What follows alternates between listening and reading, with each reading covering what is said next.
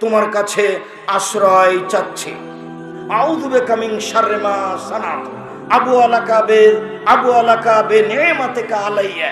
যত অনুগ্রহ করেছো সব স্বীকৃতি দিলাম। চক্ষু দিয়েছো, মেনে নিলাম তোমার দয়া। হাত দিয়েছো, মেনে নিলাম তোমার দয়া। পা দিয়েছো, মেনে নিলাম তোমার দয়া।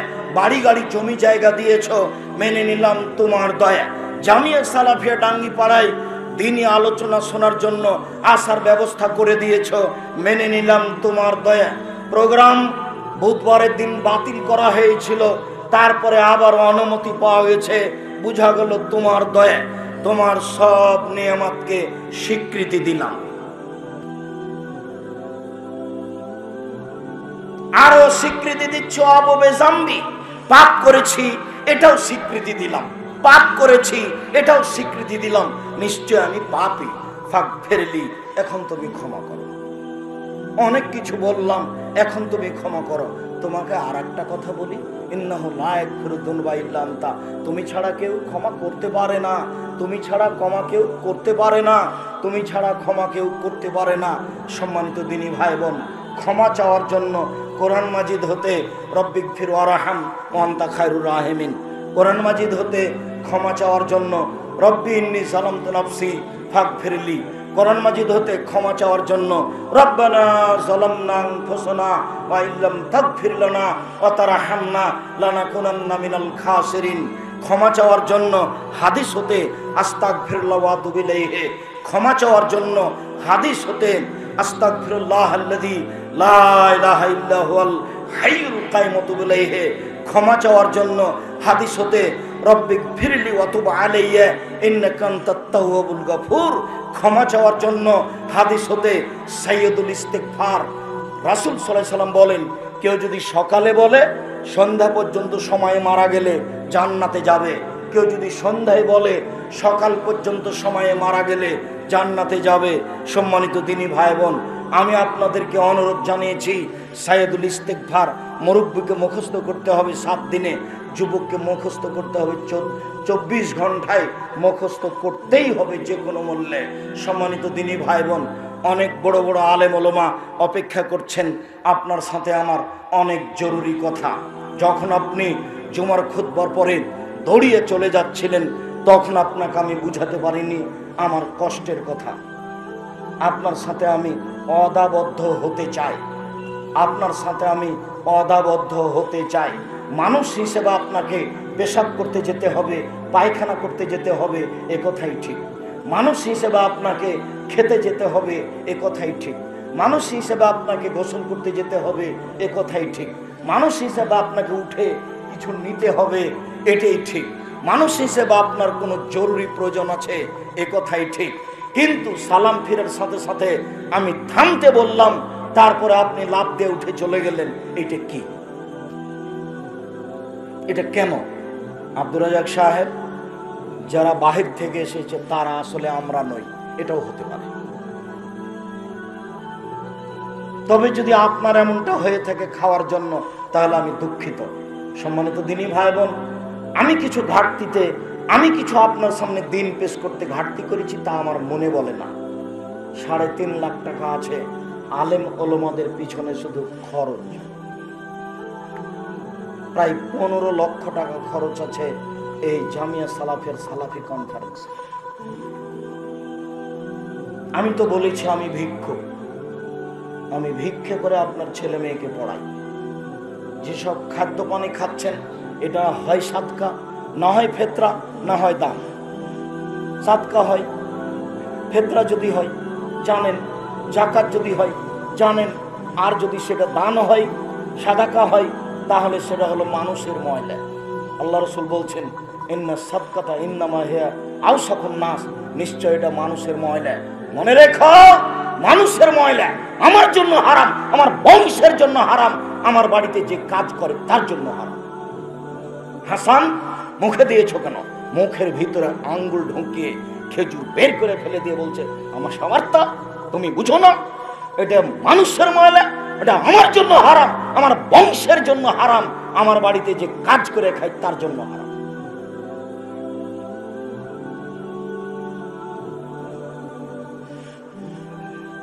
যা কিছু হচ্ছে সব ভিক্ষা করা পয়সা, আপনার টাকা। আমি এখানে কিছু করতে পারি না। আমি নিঃস্ব মানুষ, কচুর পাতার পানি। আমি এক সন্ধ্যা খেলে তার 200-100 টাকা দিয়ে দিতে পারি। এই প্রতিষ্ঠান পরিচালনা করার মতো আমার মতো নিঃস্ব মানুষের কাজ নয়। এবছরের জানুয়ারিতে মাসিক বেতন আসতে পারে 22 থেকে 23 লক্ষ টাকা, এখন আসে প্রায় 20 লক্ষ টাকা। 200 থেকে 250 জন শিক্ষক শিক্ষিকা কর্মচারী রয়েছে বিভিন্ন স্থানে। বারবার আমি বলছি যে এই দিকে যেতে একাডেমিক ভবনে যেখানে ঢুকছেন ওইখানের জমিটা পরে কিনতে হয়েছে, ওয়াদা আগে হওয়ার পরে। তার দাম 30 লাখ টাকা। 10 দেওয়া হয়েছে, 11 দেওয়া হয়েছে, 19 লাখ বাকি আছে। ওর পিছনে একটা জমি নেওয়া হয়েছে, তার 3 লক্ষ টাকা বাকি আছে। সামনে মহিলা শাখার সাথে একটা জমি নেওয়া হয়েছে, তার 30 লক্ষ টাকা বাকি আছে। জামিয়া সালাফিয়া রূপগঞ্জ নারায়ণগঞ্জ ঢাকায় 70 শতক জমি বায়না করা আছে, তার 1,30 লক্ষ দেওয়া আছে, আরো পাবে 1,21 লক্ষ।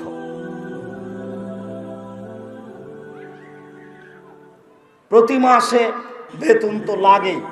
নিম্নে মিস্ত্রি লেবার বিল, কেউ আছে রাজমিস্ত্রি, কেউ আছে শাটারিং মিস্ত্রি, কেউ আছে স্যানিটারি মিস্ত্রি, কেউ আছে টাইলস মিস্ত্রি, কেউ আছে টিন মিস্ত্রি। মিস্ত্রি যে কত প্রকার! প্রতিদিন 2 জামিয়ায় নিম্নে 20,000 থেকে 50,000 টাকা বিল আছে। কিভাবে চলে আমি নিজেও বুঝি না। আমি আপনাকে দানের কথা বললাম, আপনি লাভ দিয়ে আপনার ব্যাগের উপর দিয়ে পার হয়ে চলে গেলেন। আমি বুঝতে পারলাম না আপনি এটাকে কি বলতে চাচ্ছেন। আপনাকে আমি কোটি টাকা দান করতে বলিনি। আমি বলেছি পতিতালয়ের মহিলা যদি কুকুরকে পানি পান করে জান্নাত পেতে পারে, আমি জামিয়া সালাফিয়া 10 টাকা দান করলে জান্নাত পাবো ইনশাআল্লাহ। এই আশাই আপনার যতটুকু শক্তি সামর্থ্য ততটুকু আমি দান করার জন্য অনুরোধ জানাই। মাসিক আলিতে সম্পত্রিকায় ভর্তুকি লাগে প্রতি মাসে প্রায় 1.5 লক্ষ টাকা। প্রেস আছে আপনার পিছন দিকে, ওই প্রেসও প্রতি মাসে ভর্তুকি লাগে। প্রতিষ্ঠান যেহেতু এখনো পূর্ণ চলমান হয়নি, এই জায়গা হলে এই জায়গা হয় না, এরা দিতে চাইলে ওরা দিতে চায় না, এরা আবার দিতে চায় টাকা নিয়ে রেস্ট্রি দেয় না। কত ফেতনা আছে তার কোনো হিসাব নাই। আপনি যদি বাস্তব দেখেন তাহলে মনে হবে এই যে সালাফি কনফারেন্সকে ঠেকাতে পারলে মনে নেকি হবে। আরে মানুষ পৃথক দল করছে, দল করে বক্তব্য দিচ্ছে, আবার বলছে যে সালাফি কনফারেন্স করলে মানুষের মধ্যে বিভেদ হবে। আজীব কথা, আমি বুঝতে পারি না ঘটনা কি। জমি বায়না নিয়েছে 30 লাখ টাকা, রেজিস্ট্রি করে দিবে না। কত ফেতনা আছে তার কোনো হিসাব নেই। 300 জন এতিম আছে এখন আপনাদের, 200 জন আছে, আর জানুয়ারির 1 তারিখে 100 জন আসবে। 300 জন এতিম জামিয়া সালাফিয়া। প্রায় 500 জন অসহায় ছেলে মেয়ে আছে। হিসাব নিকাশ ওই দিক করতে হবে না, কিভাবে চলছে অত টেনশন নেওয়ার প্রয়োজন নাই। আপনি আপনারটুকু করেন, এইটুকু আমার অনুরোধ। আপনি অপচয় পয়সা খরচ করবেন না, সংসার পরিচালনা করেন। পৃথিবীর যেখানেই থাকেন না কেন আপনি আমার দিনী ভাই, আপনি আমার দিনী বোন। আপনি একটু জামিয়া সালাফের কথা স্মরণ রাখবেন। আমি খাকসার সাধারণ মানুষ, আমি আপনার জন্য দোয়া করি, দোয়া করব আল্লাহ যেন আপনার অর্থ সম্পদে বরকত দান করেন, আপনার ব্যবসা বাণিজ্য অর্থ সম্পদ যেন নিরাপদে রাখেন। আমি আবারও এই মুহূর্তে বৈঠকি দান দেওয়ার জন্য অনুরোধ জানাচ্ছি। বৈঠকি দান দিতে আপনি কার্পণ্যতা দেখাবেন না। আমি সব সময় আমার কাছে যেটুকু ভাঙাচোরা 2-1 টাকা আছে সেটুকুতে আমিও অংশগ্রহণ করি আপনাদের সাথে বৈঠকি দানে। যারা স্টেজে আছেন, যারা যেখানে আছেন, প্রশাসনের লোক সহ, প্রশাসনের লোককে বলছি যে আপনিও 10 টাকা দিয়ে অংশগ্রহণ করেন। পতিতালয়ের মহিলা যদি কুকুরকে পানি পান করে জান্নাত পেতে পারে, তাহলে আমিও জামিয়া সালাফিয়া 10 টাকা দান করে জান্নাত পাবো ইনশাআল্লাহ। এই আশায় আপনাকে আমি দান করার জন্য অনুরোধ জানাচ্ছি, বিনীত অনুরোধ। আলোচনা শেষে আমি আবারও আসবো আপনার সাথে কথা বলার জন্য। যেদিনই জামিয়া সালাফিয়া কনফারেন্সে আসবেন, সেদিন বাড়ি থেকে সিদ্ধান্ত নেবেন 500 টাকা নিয়েছি, 300 টাকা খাবো আর 200 টাকা জামিয়া সালাফিয়া দান করে দেব, এই মর্মে বাড়ি থেকে বের হবেন। 13-14 জানুয়ারি রূপগঞ্জ, নারায়ণগঞ্জ এভাবেই যাবেন। 17-18 ফেব্রুয়ারি দিনাজপুর জামিয়া সালাফিয়া এভাবেই যাবেন। যারা রংপুর, দিনাজপুর, লালমনিরহাট, নীলফামারী, কুড়িগ্রাম, পঞ্চগড়, গাইবান্ধা, আমি তাদের অনুরোধ জানাই। যারা আপনারা দিনী ভাই বোন অনেক দূর থেকে এসেছেন, কোথায় চট্টগ্রাম, বান্দরবন, খাগড়াছড়ি, কক্সবাজার, কোথায় আপনার নোয়াখালী, আপনার ওই লক্ষ্মীপুর, ফেনী, আরও বিভিন্ন জেলা থেকে, বরিশালের বিভিন্ন জায়গা থেকে, সিলেটের বিভিন্ন জায়গা থেকে এসেছেন, আমি আপনাদেরকে অনুরোধ জানাচ্ছি যে আপনি সহ আপনার আত্মীয় স্বজন যারা আছে, দেশ বিদেশে যারা থাকে, তাদেরকে একটু বলবেন, মনে রাখবেন জামিয়া সালাফিয়া আছে নিঃস্বর ওপরে, কোনো ব্যক্তিগত দাতা এখানে নেই যারা প্রতিষ্ঠান চালাবে। এটা বংশীয় ক্ষমতায় চলে না, এটা ব্যক্তিগত টাকায় চলে না। 10-এর সহযোগিতা, 5 টাকা, 10 টাকা, 5,000, 10,000, 50,000, 20,000 এইভাবে দিয়েই চলছে। আপনাকে আমি পূর্ণ তালিকা শোনাতে সক্ষম হলাম না। এখন জামিয়া সালাফিয়া রূপগঞ্জ, নারায়ণগঞ্জ, ঢাকার ওই 200 শতক জমির উপরে ভরাট করছে, তার বিল দেখিয়েছে 60 লক্ষ। জামিয়া সালাফিয়া রূপগঞ্জ, নারায়ণগঞ্জ 200 শতক জমির উপরে মসজিদ হবে, তার ভরাটের কাজটা চলছে। আপাতত উপস্থিত ভরাটের বিল হয়েছে 60 লক্ষ। আপনি আপনার দানকে খাটো করে দেখবেন না। আমি আপনার দানকে আবু বকর সিদ্দিক রাদিয়াল্লাহু তাআলা আনহুর দানের মতো বুঝি, যে আপনার দান দিয়ে বরকত হবে, আর উসমান রাদিয়াল্লাহু তাআলা আনহুর টাকাটা আর শেষ হবে না, এই দিয়ে সব কিছু হতে থাকবে। যারা বেশি কিছু দেয় তাদের পয়সা আর শেষ হবে না, আপনার অল্প পয়সা ওখানে যোগ হয়ে বরকত হয়ে যাবে। বরকত ভিন্ন জিনিস, রুচি ভিন্ন জিনিস। মর্মে সকল দিনই ভাই বোনকে অনুরোধ জানাচ্ছি জামিয়া সালাফিয়ার বিষয়টি বিশেষভাবে মনে রাখার জন্য। আমি জানি না আপনারা মিন্নাতুল বারি বুখারী ব্যাখ্যা আব্দুল্লাহর লেখা বইতে কতদূর পর্যন্ত সংগ্রহ করেছেন। দেশ বিদেশের বাঙালি ভাই বোনকে আমি এই বই সংগ্রহ করার জন্য অনুরোধ জানাই। রিজিক বইটি সংগ্রহ করার জন্য অনুরোধ জানাই। কেন এই নির্যাতন, কি তার প্রতিকার? বইয়ের নাম কেন এই নির্যাতন, কি তার প্রতিকার? যারা আমার দিনী বোন, সবাইকে এই বইটা নিতে বলছি। কেন এই নির্যাতন, কি তার প্রতিকার?